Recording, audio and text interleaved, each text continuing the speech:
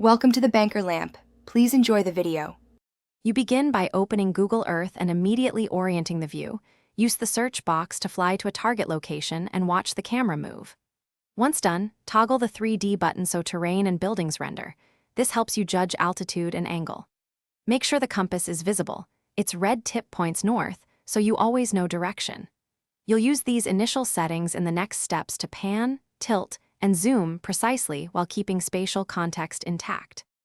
You now learn the core movement controls. Drag with your mouse or touchpad to pan across the globe. Scroll to zoom in or out for scale. Once zoomed, tilt the view with the middle mouse button or the tilt slider so horizons and building heights become clear. Use the rotate arrows or keyboard arrow keys to change heading. This matters when aligning a route or capturing a screenshot. If you need ground-level detail, drop the Pegman into blue roads to enter street view and explore at eye level. You finish by refining movement with smooth controls. Use the on-screen navigation wheel or flight simulator for cinematic pans and steady climbs. Once done, use the home or recenter button to reset the camera if you lose orientation. If the view jitters or responds slowly, make sure to lower 3D quality, clear the cache, or restart the app.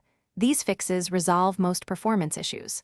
Finally, save a project placemark or tour so you can reproduce the exact camera moves later.